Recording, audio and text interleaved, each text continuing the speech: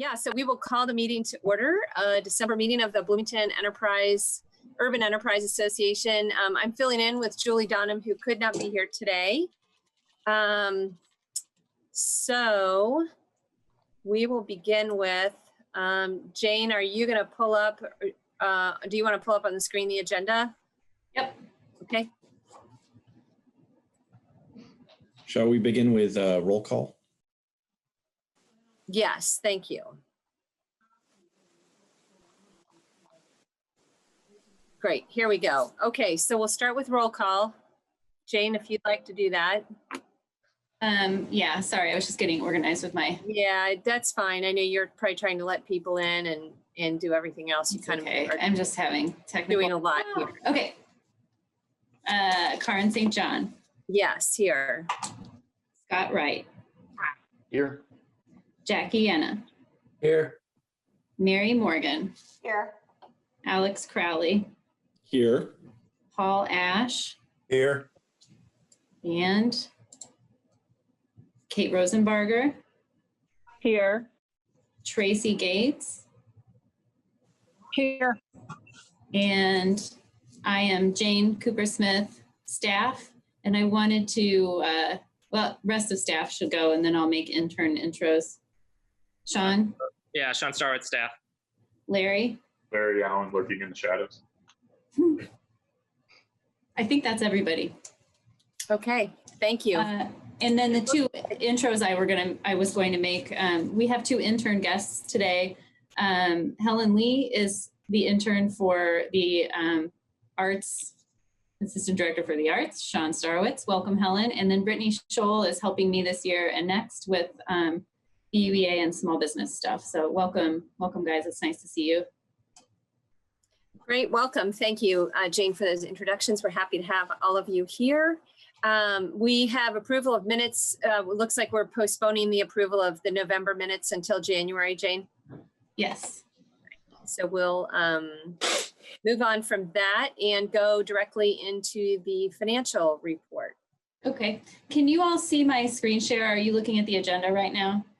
Yes. I'm double screening today. So I actually am presenting financials that have one cleaned up change, if that's okay. So I can show you what that is.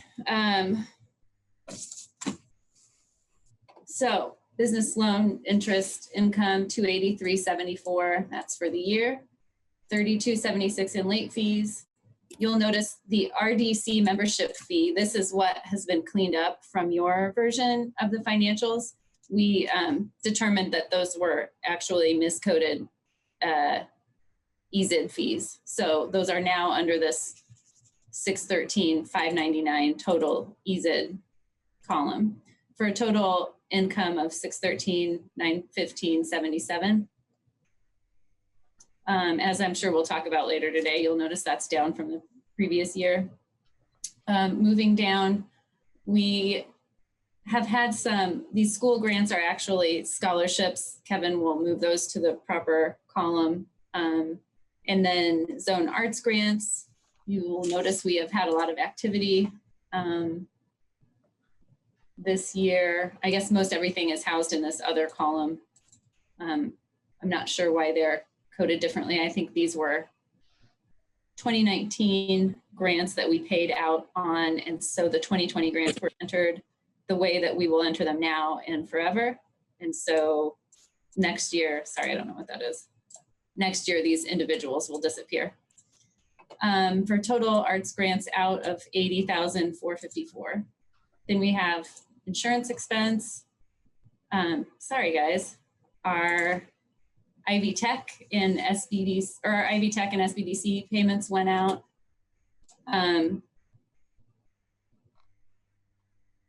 Business scholarships and residence scholarships, and then some other smaller grant making, our Lemonade Day. Miscellaneous is the Shalom Center rebrand, which is now called Beacon. Excellent to have a hand in that. For total special projects of 7,500. Expenses weighing in at $126,066. Sorry, I'm distracting myself. Then we've got $5,609 of interest income. And that's it. So net income of $493,458. And then when we look at the balance sheet, showing our kind of overall picture, total cash and cash equivalents, $2,240,674. Accounts receivable with minus 1,018. So, and I saw Kevin, you just chimed in. Can you mention briefly the status of the accounts receivable? It looks like you've cleaned up the large part of that number that we discussed at our last meeting. Oh, he's connecting to audio. If it's okay, Karen, can we return to that Sure. when Kevin's fully That's fine. on board? Yeah, and then here are, of course, our long-term notes receivable. So these are our RRF loans. Okay, there's Kevin. Hey, Kevin, we were just getting to the accounts receivable line in the financials, which I know is at minus $1,018. So it looks like you have cleared out. Can you just briefly update the board on the receivables and payables? Yeah, so receivables and payables, we had a discussion with Jeff Underwood, and basically I provided Jane with all the details that make up those two balances. In talking to Jeff, his view was that these all date back to 2017 and before, except for there was one in 2018. But basically his view was that these all related to the previous person that was responsible for managing QuickBooks for the UEA, that So they were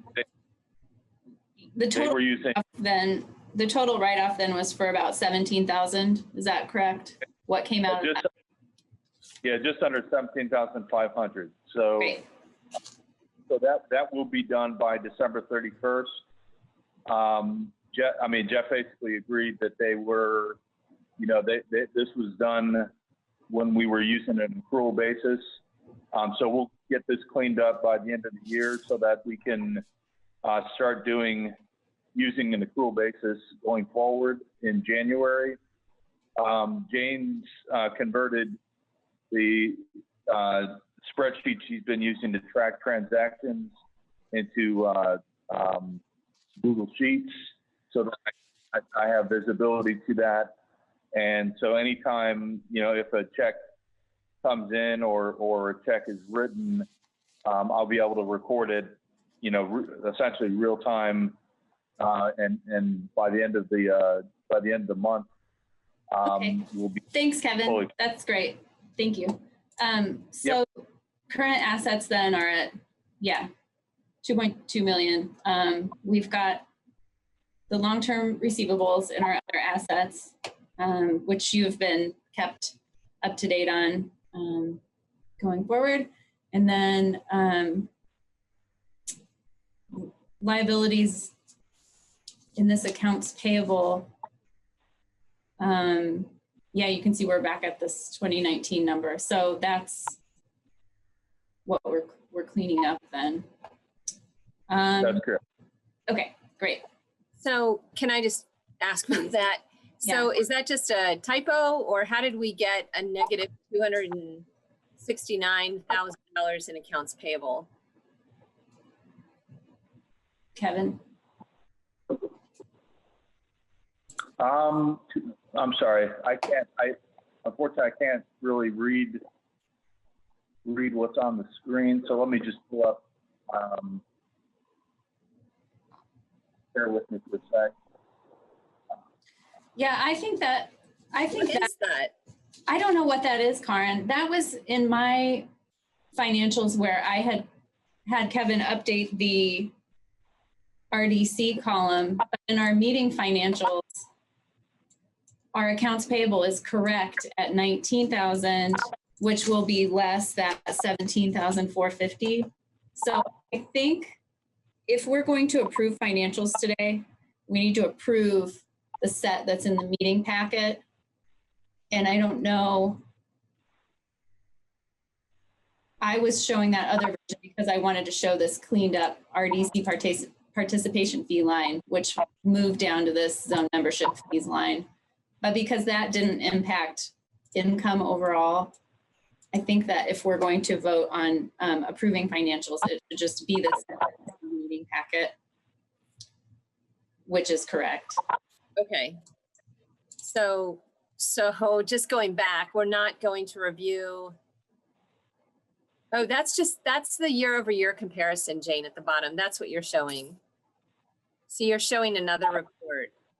If you go down, isn't that where the other page is that has the incorrect number on it? Where was that? Where is that? What we see right now on the screen. This is on a different set of financials that Okay, yeah, we need to go back yesterday. Yeah, so to your suggestion, I agree. Let's just go back to it and review the financial and leave this alone. Yeah, I apologize for complicating that. If you just want to go back to the packet financials, which you have there in front of us now, correct? Yeah. Okay, and if we go up to accounts receivable, There. Yep. So what we have is that 36,000 that we've had for the whole year. Plus we have that accounts payable number below that's 19,000. And what we're going to do is, and what is being done now is in the month of December, that's all being addressed and cleaned up. As Kevin said, that those will zero out as appropriate by the end of the year, so that when we start the new year in January, that will all be cleaned up. And to his point, they've looked through it, he and Jeff Underwood, the city controller, and do believe that those are simply on the books as erroneous from past usage of QuickBooks, and there's no basis to continue to carry those in our books. So those will be written off and cleaned up. That's correct. Yep. So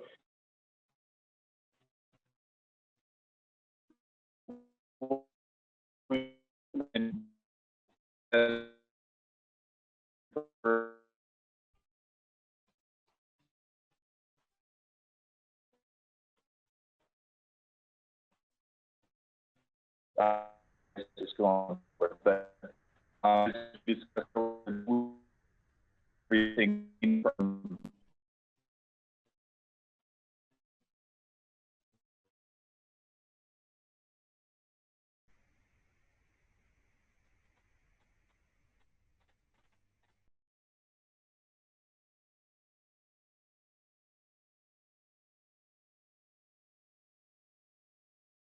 Arnie about that.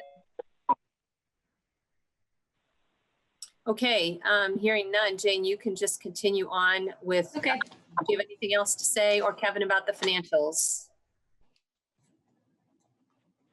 Or any other questions from the board about the financials? And if there are none, we can take a motion for approval. Move to approve. Second. Wait. Okay, so I heard a motion to approve from Paul, and was that a second from Mary? Yes. Okay, And I'll do the roll call. Karen, yes. Scott Wright, Yes. Jackie Enna, Yes.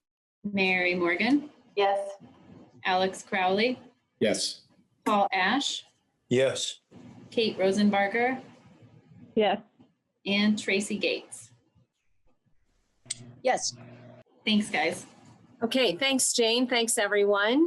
Moving on, the agenda, the next is the director's report, and we have the Waldron facade grant reimbursement and approval. Jane. Yeah, so first of all, sorry for calling it the Buzzkirk Chumley in my first go at the agenda. This is a facade grant that was approved by the board in the first half of 2019. And Connor wrote us a memo kind of explaining the situation. And then we have the full packet, which really is probably TMI, but I included it just in case anybody wanted to look at the application, since we have board members who weren't here in 2019. So basically they applied for 2 facades, which would be a total of $20,000 to complete work in tuck pointing, redoing, refinishing the entrance, and then replacing / repairing some specific bricks that were damaged. Fast forward, ownership of the building has changed hands, management of the building has changed hands, and project management of this repair has changed hands. So and then BUEA staff has changed as well. So there's been a bunch of turnover during this time that I think kind of got us where we are today. So 2 things that changed with the project, the scope of work, it really is just the tuck pointing that was completed. I think that it ended up being expensive. I'm not sure exactly why none of the other work was completed. I'm sure that they had their budget that they could deal with out of pocket. This is where we are. And then the second issue is that there were $8,414 in architecture and design fees that the Waldron believed was being included in the grant amount. So half of that amount would be covered. And then Connor, our historic preservation manager, didn't think that was being covered. And then when he went back through old communication, found that BUEA staff had said that this expense would be covered. So we're here now to talk about whether we will accept the work as it was completed and whether we will include the architecture and design fees, which I guess we don't normally include in facade grants. And I'm happy to offer an opinion or just turn it over to you guys to discuss. So is the request from a dollar standpoint, $4,207 that's before us today? Right. Well, so yeah, for the total of $19,194. Okay, so we've already paid out. We've already paid out the 14. No, we're committed to pay out the 14, but we haven't done that yet. Okay, gotcha.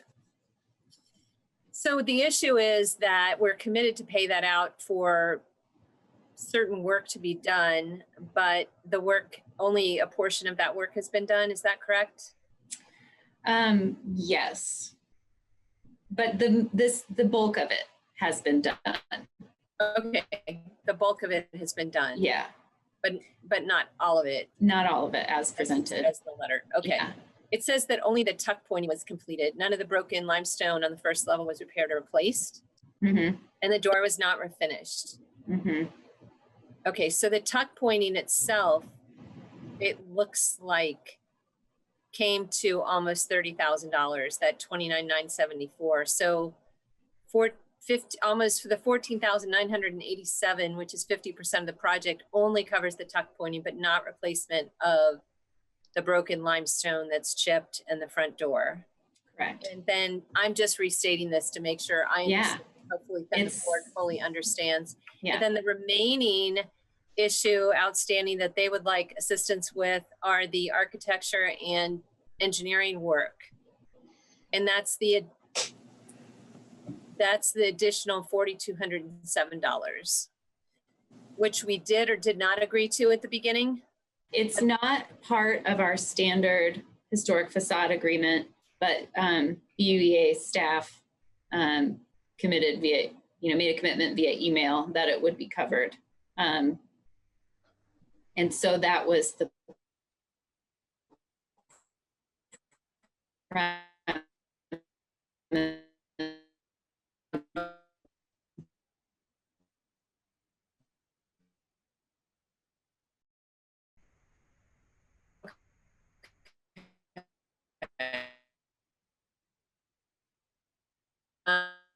Okay.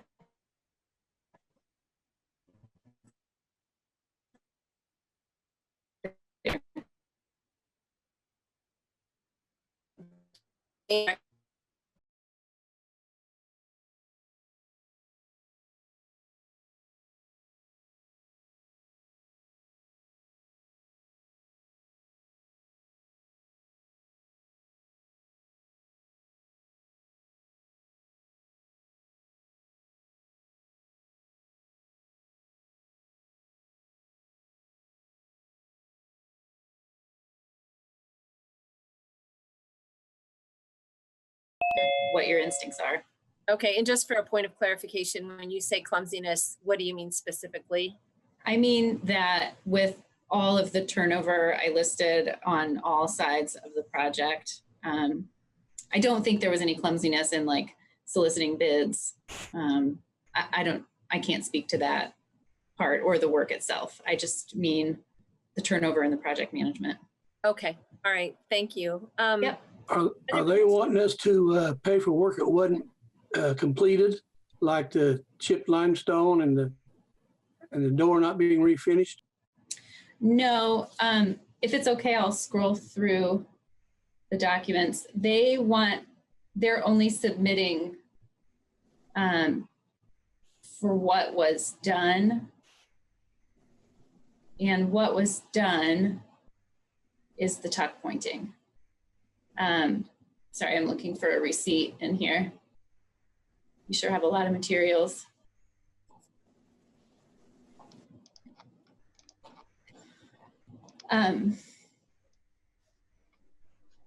He says in the letter that it was just the tuck pointing that was done that totaled that $29,000, of which they would like half from BEA through our grant. Yeah. And having like recently looked at tuck pointing bids for the mill, I think that is in line with what it costs.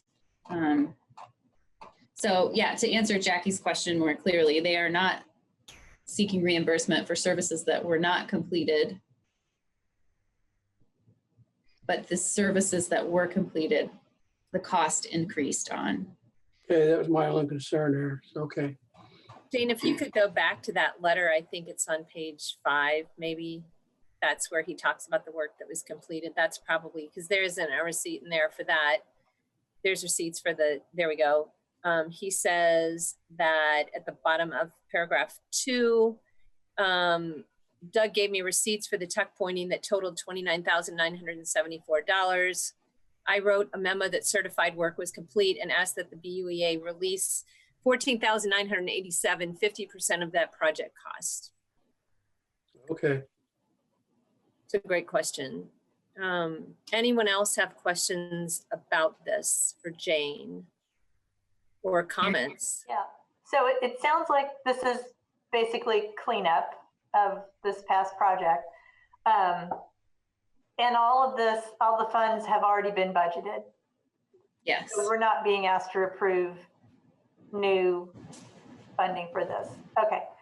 And then I guess this is probably a bigger discussion, but this seems like a window into future funding needs for the Waldron as the city takes ownership of it, and wanted to know, I guess I'm just curious if there's any update on that process.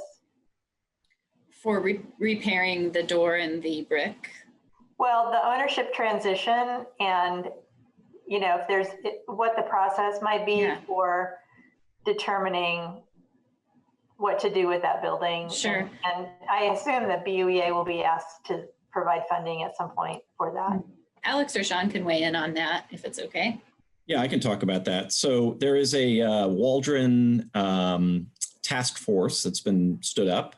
In fact, the first meeting of that task force, which includes members of the public and is led by Maya Michelson and Valerie Pena, that meets tomorrow for the first time. The actual transfer of the building, the deed transfer, appears to be scheduled for sometime mid-January. So the city of Bloomington may acquire it on that schedule, but the task force is really determining what the future use of the building will look like in the near term and the slightly longer term. So that's roughly the process and the schedule. If that answers your question, Mary. Yeah, I guess my question also is, will the task force be the entity that does an assessment of the building needs as well? Like the, repair work that needs to be done, that kind of thing? There's been a due diligence process on the building. So some of that documentation has been already collected on the thing. But and I have to go back to the hall door specifically.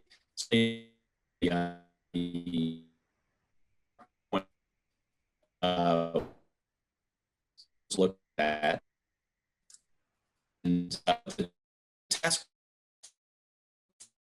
with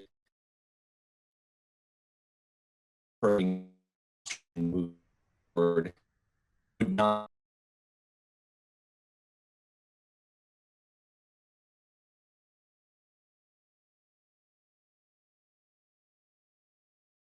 if yes, they were estimating that the capital costs required to do the work that was highlighted in that process. Okay, so that number exists, we just don't know it right now. Okay. Yes, that is, yeah, that's right. And I could, but I'd have to dig up the documentation. That number does exist, yes. You pointed, Mary, to something else, which is that suggesting that perhaps the BUEA would be tapped for funding future repairs of the building. And I would just say that I have not heard discussion of that at all, and that I feel like we've made a significant contribution in this facade grant, which is only a year and a half old. So I don't know what will happen, and I haven't heard anything.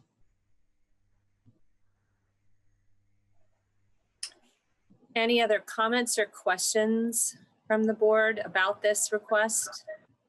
I have a question. So the grant parameters are 50% of the total cost. Is that right? So they were saying it would cost estimated for 40,000 and so asked for 20,000. That's right. And then Doug gave receipts for 30,000. Did that include the 8,400? No, those were the tuck pointing receipts. Okay, so what they spent a total of almost 40,000 then on it, right? Is that right? Yeah. And so we reimbursed 50% of that original 30. Okay, and then he's asking for half of the. Okay, all right, that's helpful to me. Thanks, Kate. That's a good question. So on that, almost at the very bottom of this letter, you see there that the total project cost that they're asking from BUEA is $19,194, which includes half the tuck pointing bill of $14,987 and half of the architecture and engineering of $4,207. So that gets us to the $19,194 of the original $20,000 grant. So Jane, would you confirm then that that's true, and that if we said we would grant 20 and we give them, we decide today to approve the $19,194 for the work as presented here, that we would have roughly another $800 left that we could give them, and that's it for this grant? Yeah. Okay. We haven't typically, like in the past, we haven't issued remainders of grants later on down the road. So they wouldn't get to reserve those funds for later use, but. So this would be it. This would be it. Are there any other comments, questions, motion of approval, denial from the board? I will just chime in with a comment, if that's okay. I think this is okay. I think I would be hesitant if we were reimbursing beyond 50% and like beyond what we promised. But I think since there was that miscommunication with the A&E work, I feel okay about it. So I wouldn't want to start a precedent that we would, change like the percentage that we're reimbursing, because I think that would get sticky with moving forward. But this makes sense to me to kind of like right this miscommunication wrong. And then, I mean, the economic climate isn't pretty right now. So it kind of makes sense to help where we can. I'll move to approve. Second. Okay, so we have a motion to approve by Jackie Yenna and a second by Paul Ash. Any other last comments? I do have one last comment, actually. So it just seems a bit odd that the expectation was to get a significant amount of work done, which include the doors on the other side and all the additional work, with the material. It just seems that communication, not just the communication was off, but that they actually expected both the BUEA to cover the costs, for the door, the additional stuff, right? And the work on the in terms of getting the estimates, right? So it seems like they kind of expected more on my side, because their expectations was all of that and us to cover. So it's just very, very odd. It's just extremely odd that they come back having expectations for this $4,000 and that work. Yeah. To be clear, with the $4,000, they asked if it was covered, and we staff said, yes, it is covered. So I think their expectations were because that was a commitment that was made verbally to them. But I take your point. Because so I guess regarding the work.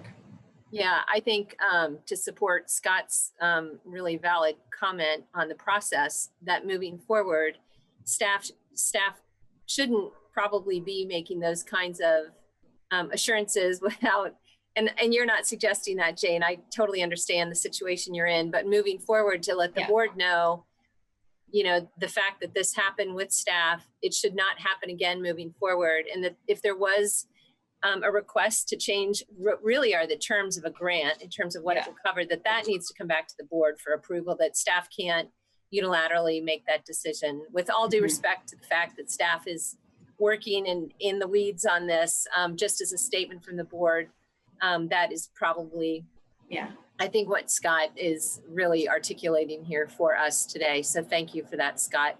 Yeah. Okay, so we have a motion to approve. Any other comments?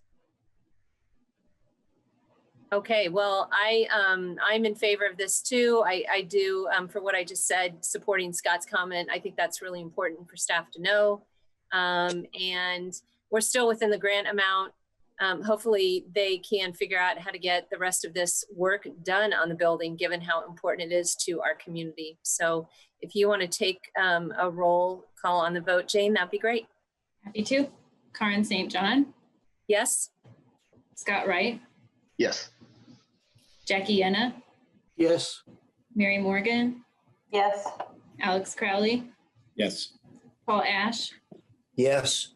Kate Rosenbarger? Yes. And Tracy Gates? Yes. Cool. Jane, do you have a sense if that will be paid out, expended this calendar year? Yeah, I think we can get it out the door. Okay, that would be great to get that on the books and for this year. Yeah. Okay, since it's related to last year, we really wouldn't want that to carry forward into 21. Okay, so moving on, the next is the draft budget presentation. Yeah, so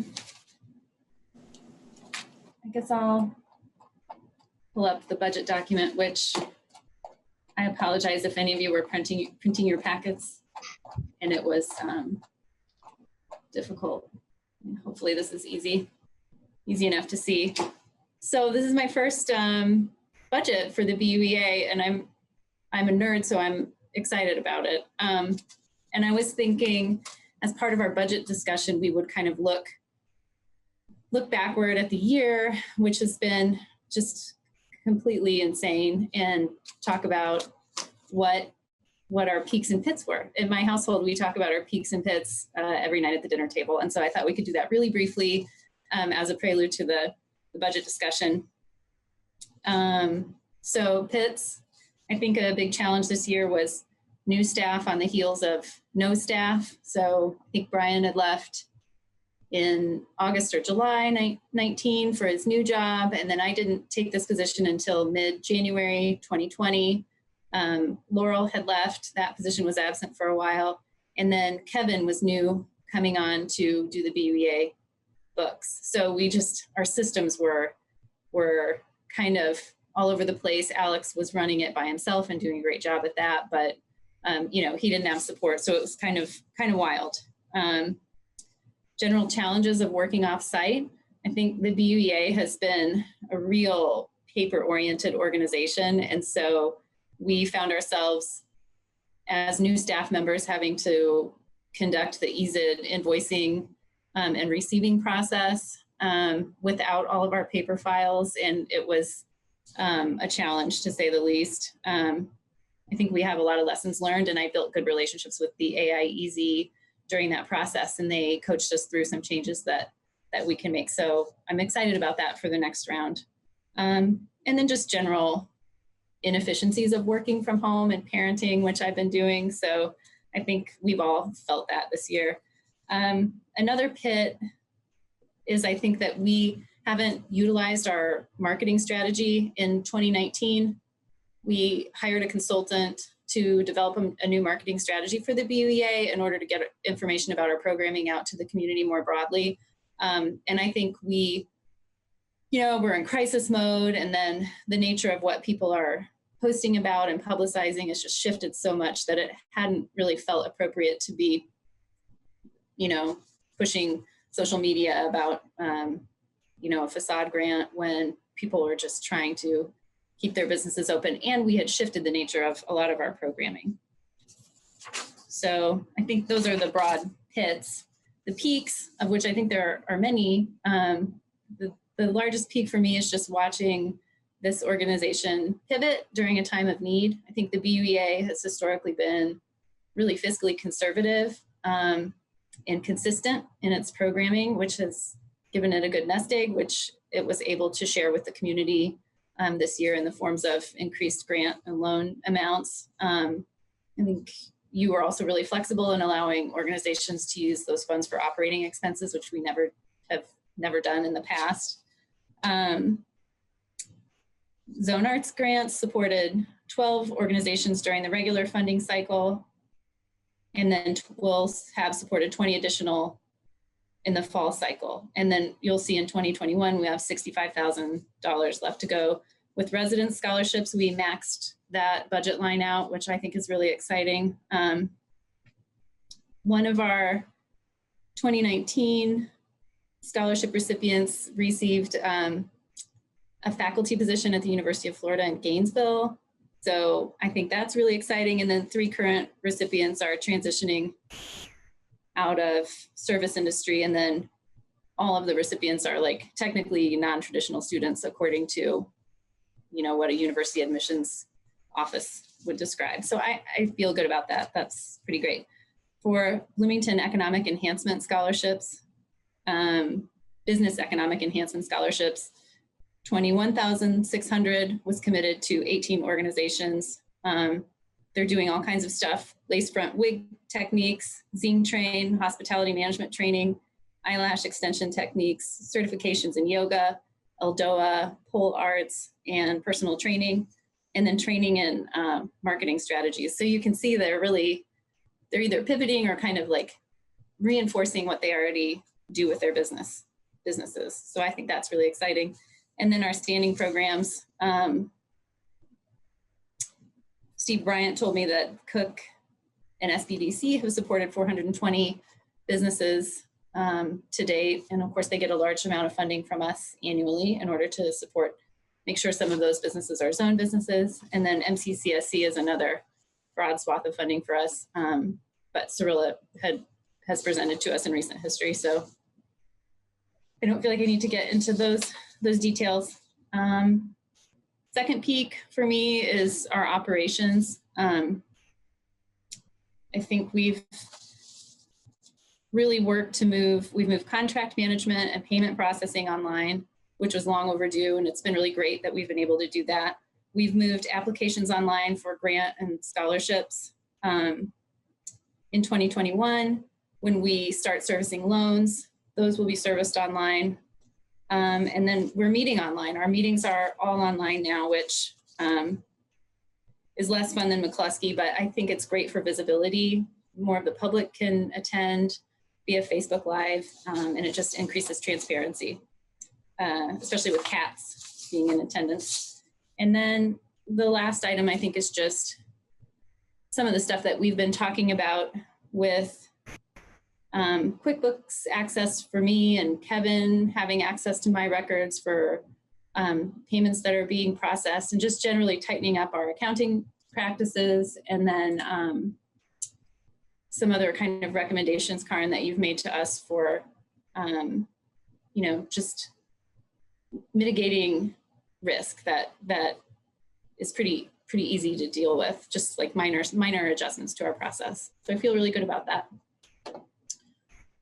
Okay, that was a lot of words, but I don't know if anyone wants to add anything else, but turning to the budget, I apologize for my weird camera angle.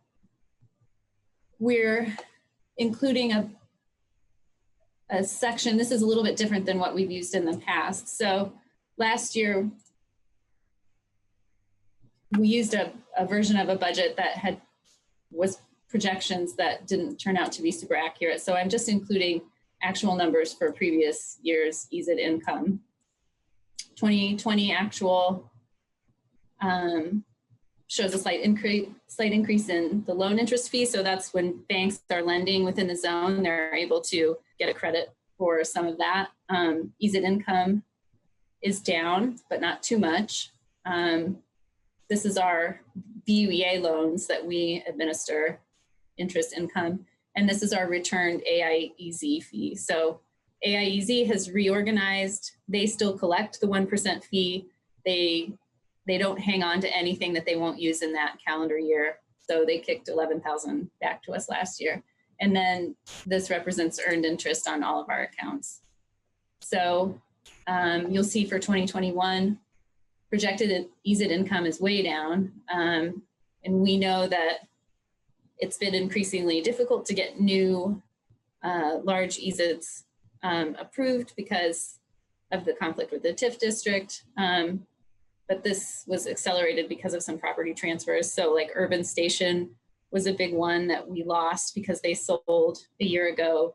And there were, I think, 3 that were about that size that we lost. So that's sort of disappointing. I would note that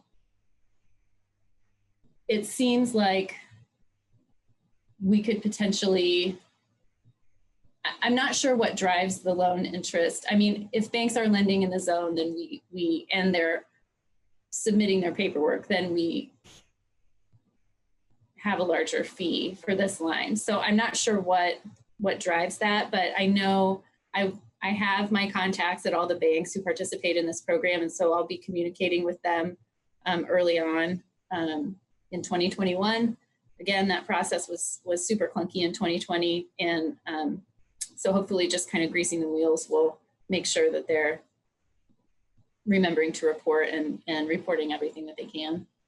So that gives total income of $455,064. And then the fun stuff is the administrative budget's not fun, but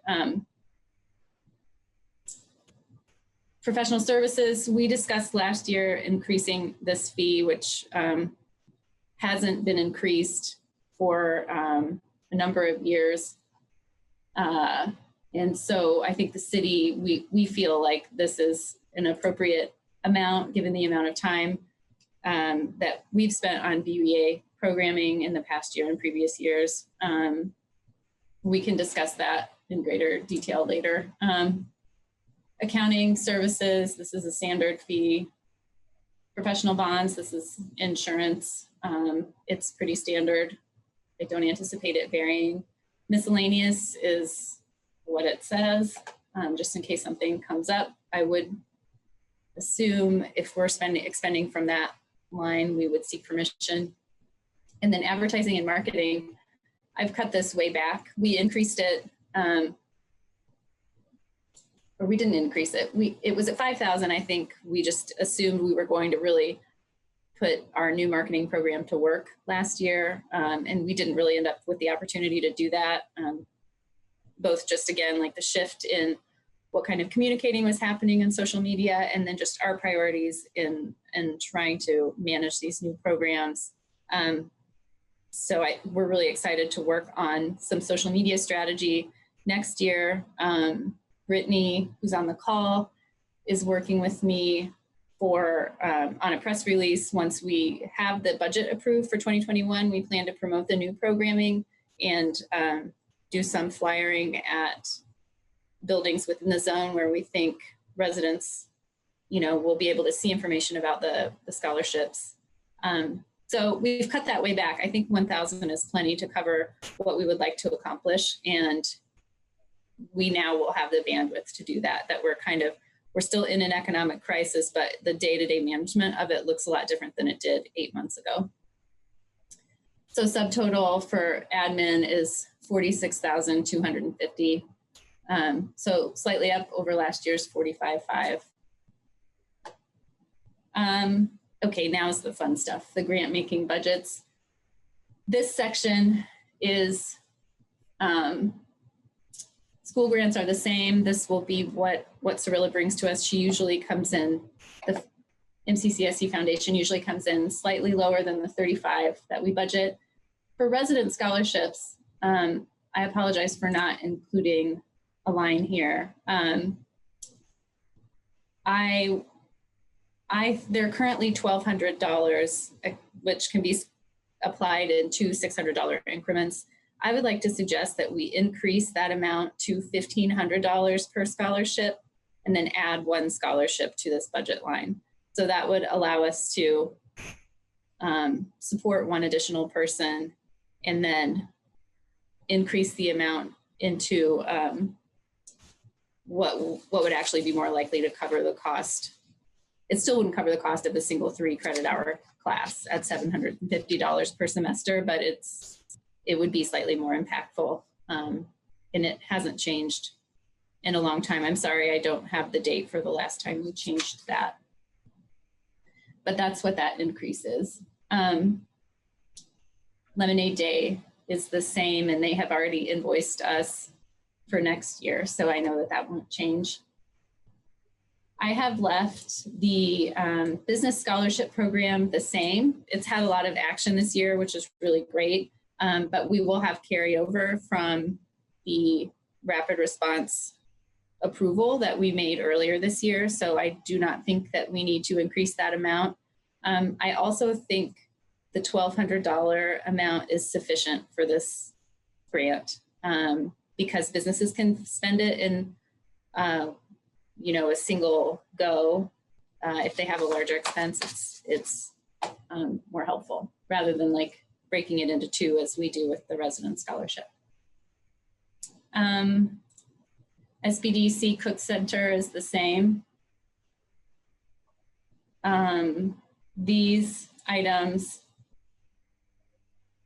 are holdovers from previous years, so they don't have any current activity. Do you guys want to, should I just keep going through and then we'll go back and discuss when you have points? This is a lot of information. Well, yeah, I mean, you're almost through it at this point. I suppose we could have stopped at revenue, but what if everyone, I think we can just keep going because there aren't that many more lines, and then we can go back. If Okay. Can note your questions, and we'll come back, and Jane will entertain those. Yeah, please. Thanks. Sure. Okay, so then you can see these bolded items are 2 new pilot programs. The Diversity, Equity, and Inclusion Training Scholarship you don't have a full fleshed out program that I've presented. So basically with this 5,000, I'm seeking permission to develop a program, which I would bring back to the board for approval before we try to spend any of it. The goals of the program would be for zone businesses to find their own solutions for improving or adding diversity, equity, and inclusion training, anti-racism training, or implicit bias training. I just think we're at a really important historical moment, and businesses may find cost to be a barrier in bringing in experts. They can do a lot of work independently, but it's truly beneficial when you can bring an outsider to your organization or complete an existing program that an expert has developed. So I would think we would tie this to the number of employees. So we wouldn't be sending large lump sums out, but it would be, scalable to the number of employees in the business. I'm not exactly sure how I would do it, but I would like to incentivize kind of cross collaboration with zone businesses. So I think if we can build our community kind of baseline education and have businesses working together on this, I think it could be make for some significant progress, and then also just increasing collaboration within the zone is positive, period. So that's not fully baked, but I would like permission to bake it and bring it back to you. The Dimension Mill zone day passes is more baked. This $1,000 would buy us 60 day passes for zone businesses. My thinking here is that the benefit is twofold. One, I think a lot of many zone businesses are already aware of and using the Dimension Mill, but there are tons of businesses who are not. We have a robust list of the people who are active in the zone right now, and I can see how being able to plug into the Dimension Mill network would be really useful for them, and it may offer a level of expertise that they don't already have access to. So I just think that the kind of cross-pollination could be really great and useful for zone businesses. So we would have to also, flesh out the details, cap the number of times a business can use these, whatever. I'm a big fan of the Mill Day Pass, and before I was working at the city and before Hopscotch was even open, I often went to co-work and made a lot of great business friends there who I still text with and communicate with when I have questions. So I just think, again, it's that community building. So that's from the perspective of the zone business. From the perspective of the mill, I think it helps them with recruitment. So if they meet someone who's a fit and the person who's using the day pass has a good experience, they may be more likely to sign on as an actual member. So that's what that is. Subtotal, and I zeroed out the unbudgeted grants in part because we have lots of rapid response from last year. I think we have a lot of activity. We have a lot of planned activity for next year. And I want us to budget what we're going to do. So I just zeroed that out for a subtotal of 41,000, which is down from last year's 45,000. But we know, again, we have the rapid response monies that will factor in. So under arts and culture, we have the zone arts grants, which is holding steady at 40. Historic facade grant at 30. This has been underutilized in the past. But I think with some increased marketing, we can see if we can get some more activity there. But I wanted to hold it where it is. I wasn't ready to drop it back yet. And then the city art program, which is managed by Sean directly, is also just staying at the $30,000 level for a complete $100,000 commitment to programming in arts and culture. And then our one-time expenses reflect all the commitments that we made during 2020 that will carry over. So this is the only section that has any carryover reflected. And there was a typo on your budget. So this number reflects the commitments beyond the $5,000 of the scholarship program. So this is correct. So we'll have $10,800 that carries over from the Rapid Response Fund, and then we'll have our annual $5,000 commitment for a total available funds for business scholarships, $15,800. And then project administration, this is the remaining funds for administering all of the programs that we initiated last year. And I anticipate that the bulk of this will be used for the online loan servicing. So that's why we haven't used it yet, but it will be put to work. So the one-time budget subtotal for next year is $88,035. And then the grand finale, total income for $455,064, total expenditures $321,785, for net income of $133,279. $133,279. Sorry about that.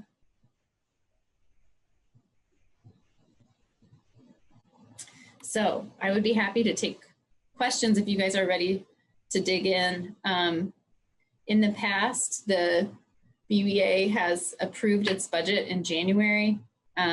So I'm presenting today in hopes that we can approve it, but I also think it's not the end of the world if we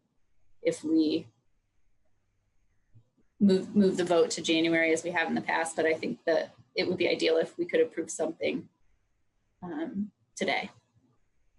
Thanks, Jane. That's great.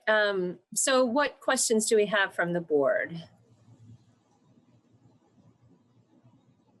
I have some questions. Can you remind me about the resident scholarships program? And I'm wondering if we need to consider increasing it even more.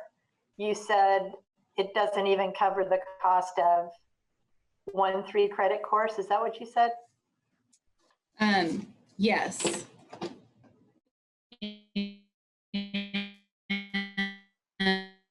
And I mean, it depends what it depends what it is. So the zone resident scholarship is for any. I shouldn't make a statement that broad because it could potentially cover someone's complete training,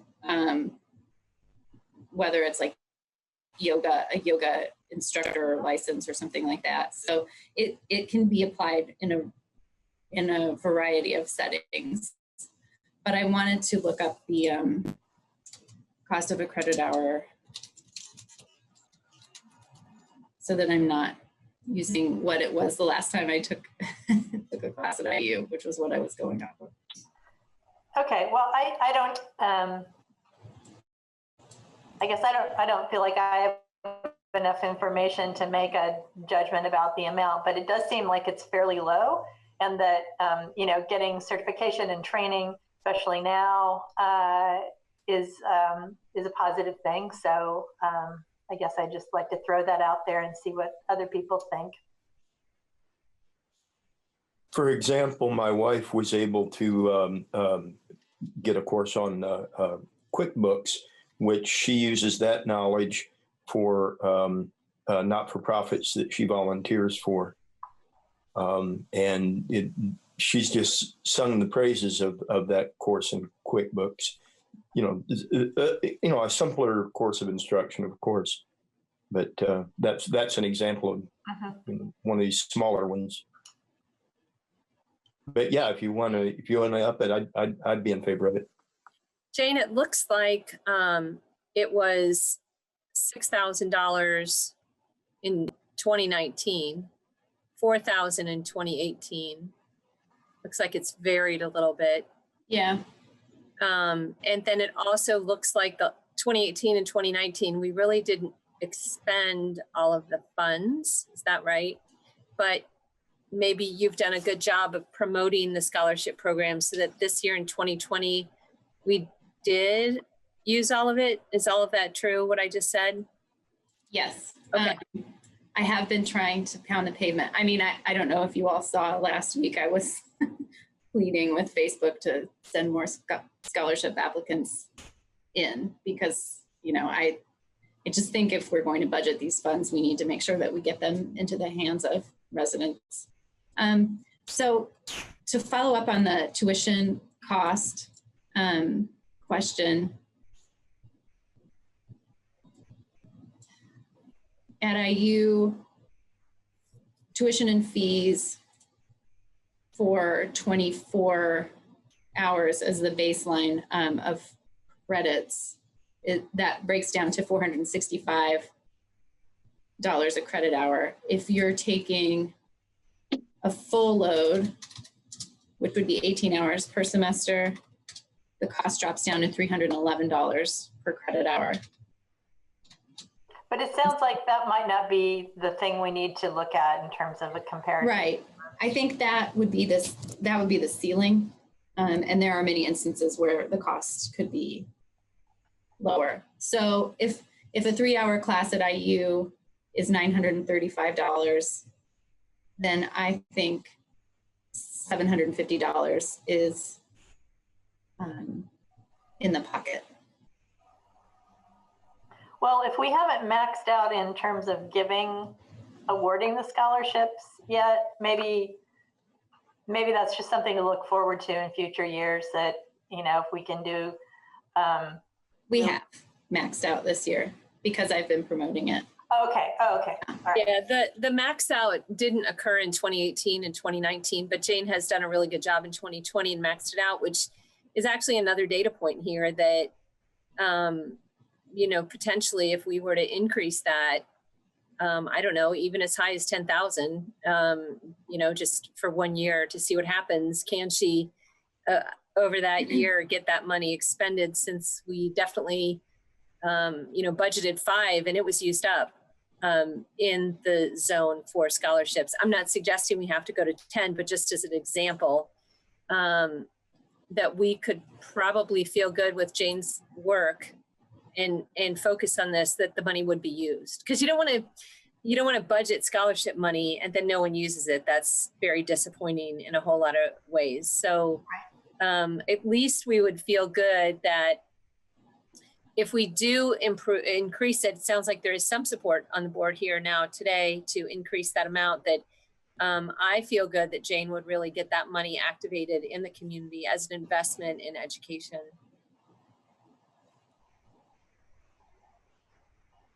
Any other comments about, Mary, were you done with your comments and questions? Yes.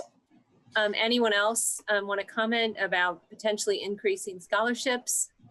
Before we ask if there are any comments about the, well, just about the budget in general, I guess we can come back to the scholarships. If anyone has questions or comments about anything listed here.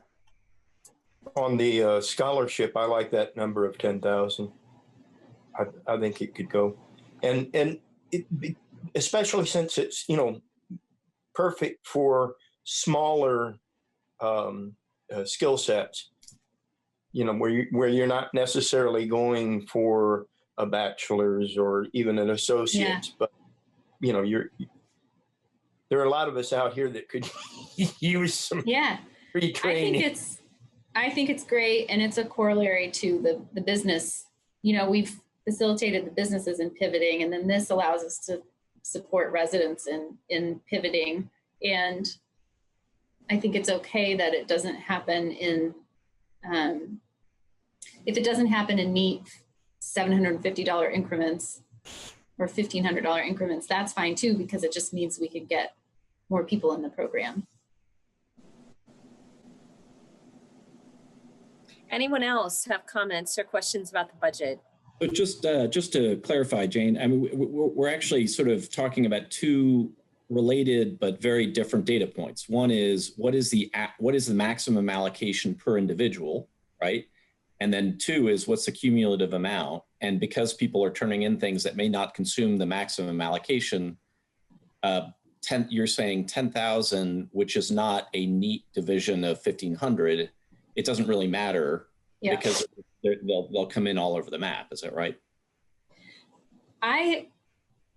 They can come in over the map. I know, Paul, you were saying your wife did the QuickBooks course. I haven't seen anyone come in under the max amount. However, through some, I think this program can be marketed in a way that makes it clear. Perhaps people don't know that they can apply to a scholarship for any kind of professional development training. So yeah, I just made that more confusing, but I agree with you, Alex.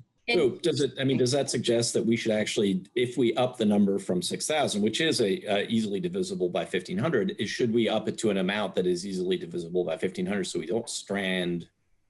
I mean, this is a budget, right? So we can always tweak that in the course of the year, but does it make sense for us to round it to a number given that the max is usually the threshold that's met?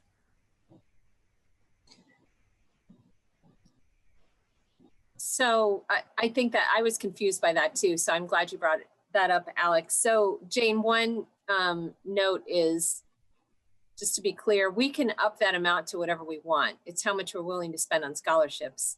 But you're also proposing that we change the maximum per individual, right? So 2 different things here. Yeah.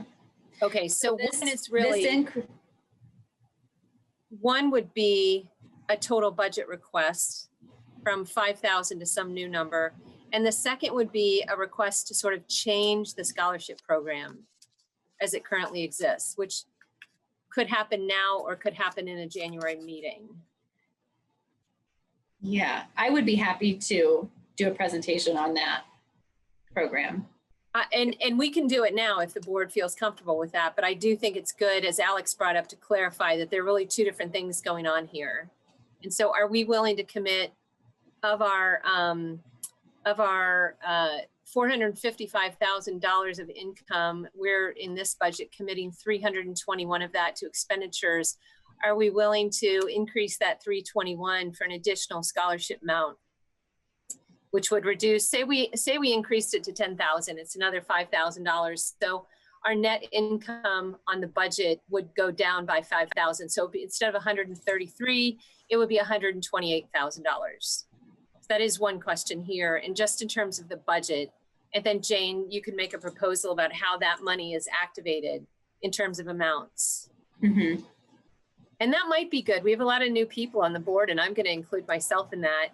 They might really appreciate a presentation, even briefly in January, about the scholarship program. And should we approve the Diversity, Equity, and Inclusion Training Scholarship and the Dimension Mill Zone Passes, that also you could bring in January with a presentation about how you want to activate those funds, program-wise parameters and those kinds of things. Is that something that you would feel comfortable with, Jane? Absolutely. And I had a question actually about the DEI. It feels a little weird to be approving a budget with a line item for a program that we haven't really, have we discussed this program? I don't remember. Okay. No, it doesn't exist yet. Okay. And I guess I'm asking if the board would like to prioritize this for programming with this budget line. I support the DEI training as a budget line. Actually, we've been at the chamber, we've been getting requests for from smaller businesses that want to do some DEI training, but that the quotes that they're getting are just kind of astronomically high. So one of the things we're trying to do is to find resources in the community that can offer this kind of training at a little, not $100,000 for a business. So I think that there's interest and there's need for some kind of support. I guess my question is just, I would like to hear more of a proposal about the program before committing to funding something. So maybe that is something we could just defer this to January as well and have. Well, the way I would imagine this going is that by approving this budget, the board would say it is approving me to develop a program in this amount that I would present to the board for a vote. So I would expect you all to sign off on the details. Jane, it really applies to everything here, right? In other words, I mean, I think what I think Yes. it's important to communicate is this is a guideline document that says here are the things that we expect to have hit, right, including the revenue and the expenses. But in really almost none of these cases would an expenditure be automatic without a subsequent vote on that expenditure by the BUEA. Is that correct? So we're not authorizing any of this stuff without a review by the BUEA at the time that it's presented. Is that an accurate statement? Right. And there are also, aside from the resident scholarship program, because it's reimbursing pretty clear expenses, everything else has a legal document that accompanies it too. So along with whatever the program parameters would be, Larry would be working on some kind of MOU for whatever the participants are to go along with the program. So, yeah.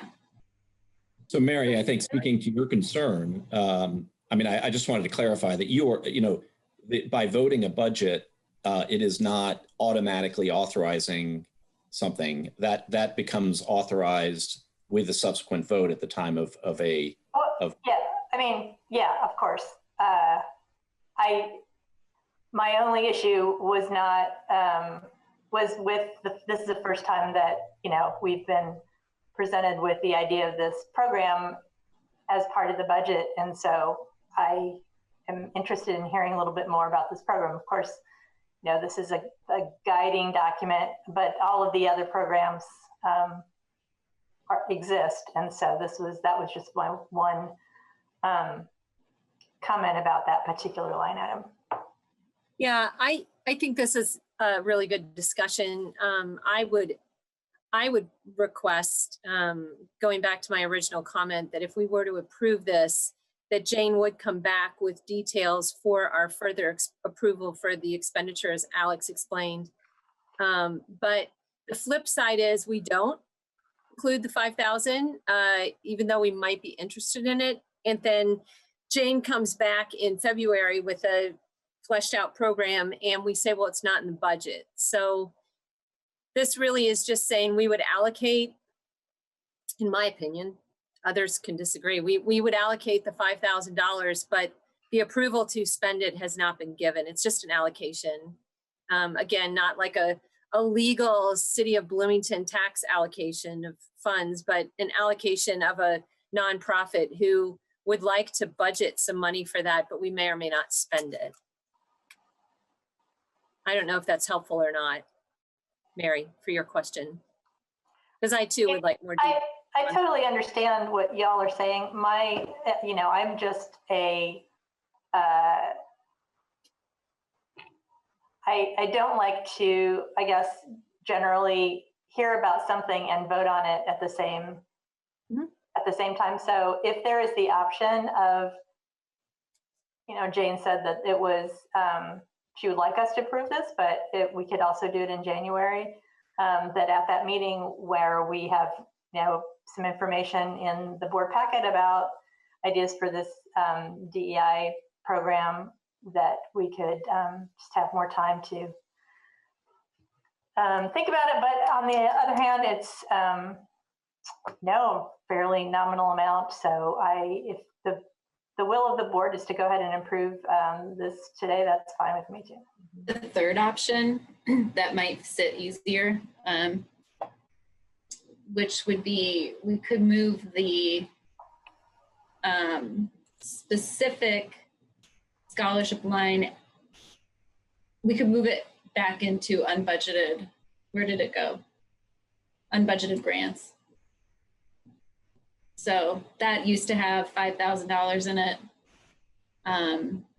We could move it to unbudgeted grants, and then when I present an actual program proposal, we could pull it out of that budget line. So I don't know if that would feel cleaner to the group, because then, you know, there's no priority expressed without a program behind it. So that is a solution. Jane, thanks for bringing that up. We maybe don't want to call it unbudgeted grants, because it technically would be budgeted as Yes, sort it of would a, I don't know what the word is. I'm drawing a blank, but it's non-specific grant. I don't know what the word is. If anyone can think of something better, but so it is budgeted, but it would be sort of a non-designated grant. And it could sit there, and that might be a nice, neat solution for this. And then you, Jane, would bring back a proposal of how to spend that. That seems like a nice way to clean that up. Can I go ahead and make that change? Well, I think I would note that maybe when someone makes a motion here, that might be included in their motion to move that. I don't know. We might have some board members who feel strongly about leaving it where it is. So, and with that said, are there other comments from the board about the budget or questions?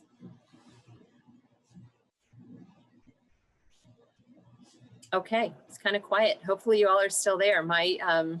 Oh, you are. Okay, I had reduced down my screen so I could read it. So you're all still there. Great. Anybody else? Okay. I don't see any other comments about the budget. Jane, I do want to thank you for your work on this. Do we have a motion for the budget? Move to approve. Second. Okay, so we have a move to approve from Paul and a second from Jackie. Did you want to include, Paul, in your motion, moving the diversity, equity, and inclusion training scholarship down to something that's more of an undesignated grant line? I would not oppose it. Yeah, it's fine. Okay, so that means you do want to include in your motion. Yes. So we have a motion to approve the budget with the one change that the diversity, equity, and inclusion training scholarship would be renamed and placed into a line described as non-designated grant expenditures or something like that. I'm sorry, I can't come up with something better. No, that's perfect. And that that would be one amendment to what we see here. Okay, any further discussion before we call a vote on that? Oh, I'm sorry. Did you also want to include increasing the business scholarship program from 5,000 to 10? Yes. Okay, so that's. Wait, is that the business scholarship or the resident scholarship? Oh, I'm sorry. Which is the resident scholarship I proposed at 9, which is for 6 individuals at 1,500.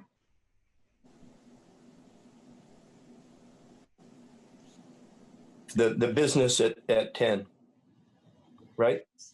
Well, the business has 15,800 available next year. Uh-huh. I think it was the residential scholarships we were looking at. Sorry, so the business scholarship has 5,000 currently, and we spent all 5,000 of that. Yeah, plus the carryover from the one-time allocation. Okay. So your comment, Jane, or question about increasing it was in relation to the business scholarship or the resident scholarship? The resident scholarship. Okay. Okay, maybe that was my confusion. I don't know. So you're asking to increase that, or would like to see an increase in that? Yes. And Jane, do you have a comment about how much that would be? I think if it were to be increased, it would be nice to stay in $1,500 increments. So I would recommend, if you're going to increase it, to go up to 10.5. Okay, so Yes. we'd have a motion then to approve this budget, increase the resident scholarship line to 10.5, move the diversity, equity, and inclusion training scholarship, recategorize that to non-designated grants of 5,000. And we had a second for that. I think if Jackie's second still holds. Yes. Okay, all right. Any other comments on that? Okay, so shall we take the roll? Sure. Karen St. John, Yes. Scott Wright, Yes.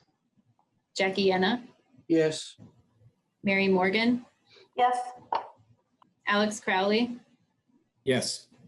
Paul Ash, Yes. Kate Rosenbarger, Yes. Tracy Gates. Yes. Great. Great. Thank you, Jane and everyone. So as a follow-up, Jane, you would come back in January with a presentation on the resident scholarship program.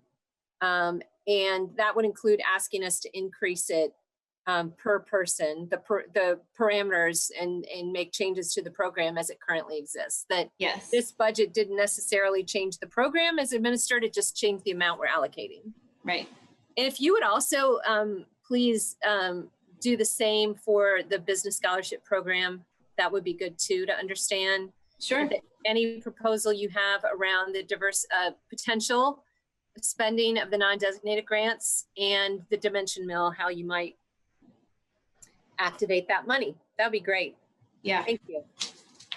Okay, it is 1:23. We have, what's left? We have Sean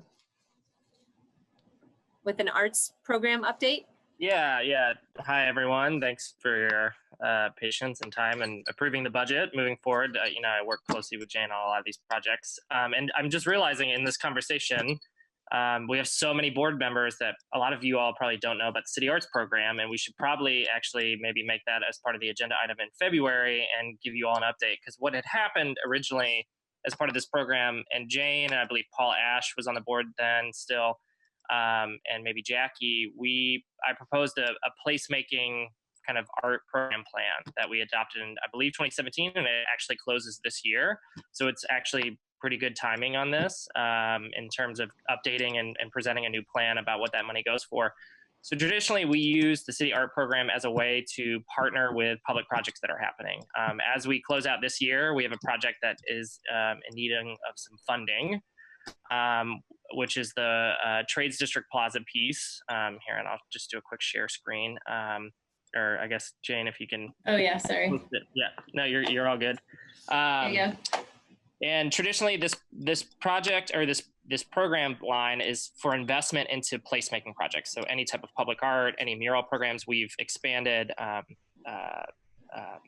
Previously, we've done the Building Trades mural at Building Trades Park to include healthcare workers, which was conveniently timed at the beginning of this year to include that in terms of the building trade. So we see it as really an investment into place and quality of place and those kinds of things.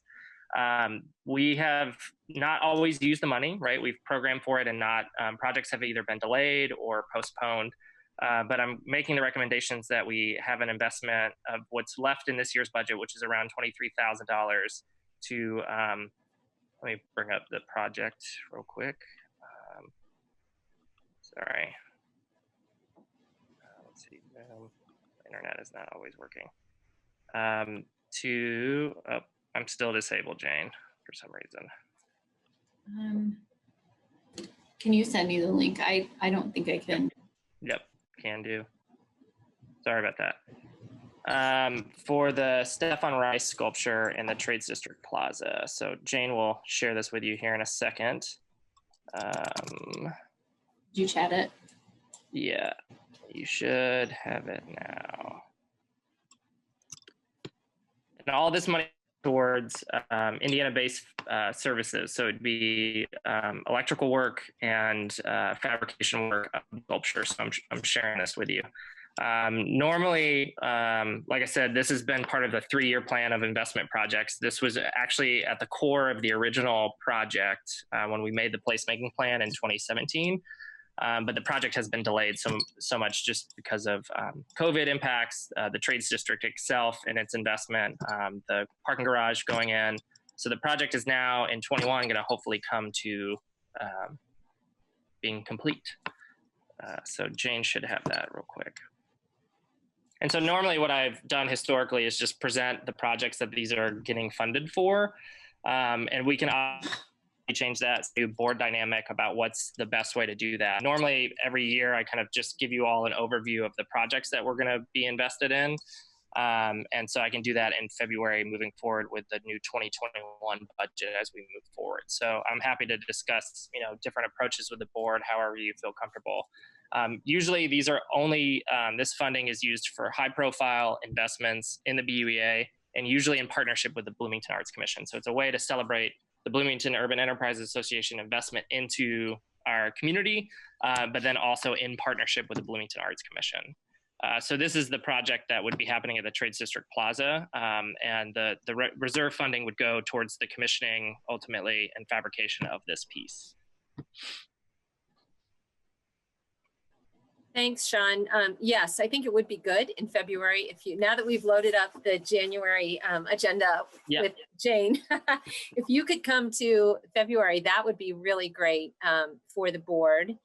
Can you talk specifically about like the address of where this is for people who maybe don't know what you're talking about in terms of? So this is the 10th Street. We're calling this kind of a gateway. That's been a big placemaking strategy for the city of Bloomington for a lot of years. So we have like 3rd Street Gateway, up on 17th, there's the gateway into Mills Showers Park. I'm sorry, that's in Columbus.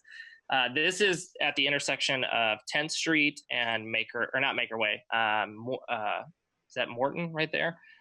So this is a kind of unique location. It's your kind of entry point into the trades district. It's a very key investment that we have in terms of a place. And this sculpture is a one of a kind, new type of commission. This is an international based artist based out of Berlin. None of the BUEA money would actually be going towards his commissioning fee. This is all staying within Indiana. This is going to, U.S. steel products or engineering, or not engineering, but fabrication cost to build this piece. There's a nice tie-in to a lot of the trades itself. The artist wants to do a couple different kind of programming elements to celebrate the work and tie into the mill itself. So this was, when this project came about in 2018, this was one of our first 1% projects that came out of the city from the trades district. And we actually opened up a lot of public engagement around this piece. And this one was definitely, the nickname that the community gave this work is actually called Pickup Sticks. It's not nothing against Stefan's title of 987, but this was commented on as a crowd favorite, so to speak. It wasn't necessarily voted on that way, but the Bloomington Arts Commission really wanted to open up our public art process so that we would have more community buy-in. So we had 5 proposals, and ultimately this one was selected for this site. The kind of the nature of the trades district itself, the conversation with the mill, and a variety of other just site specificity, the scale of the piece, those kinds of things.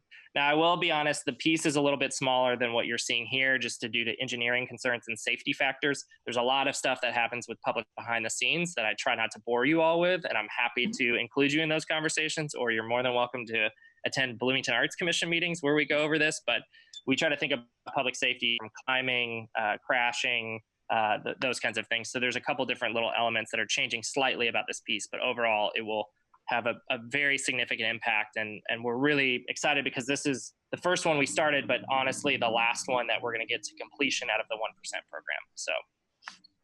Thanks, Sean. So in the interest of time, that we're going on an hour and a half, just a couple quick things.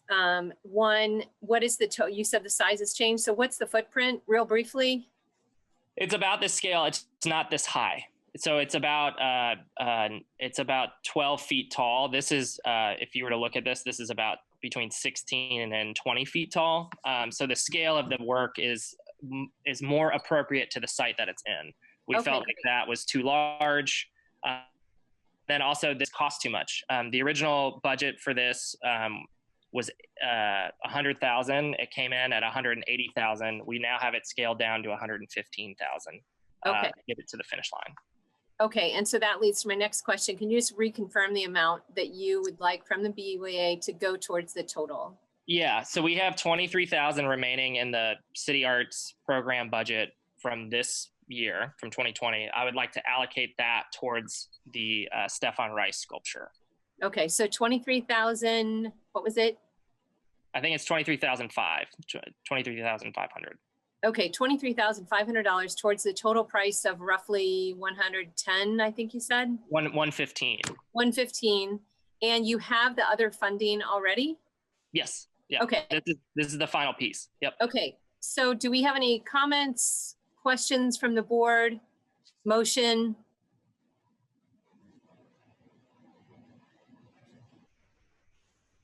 You guys didn't leave me, did you? Nope, you are still there. I expanded you back. We did just lose Kate.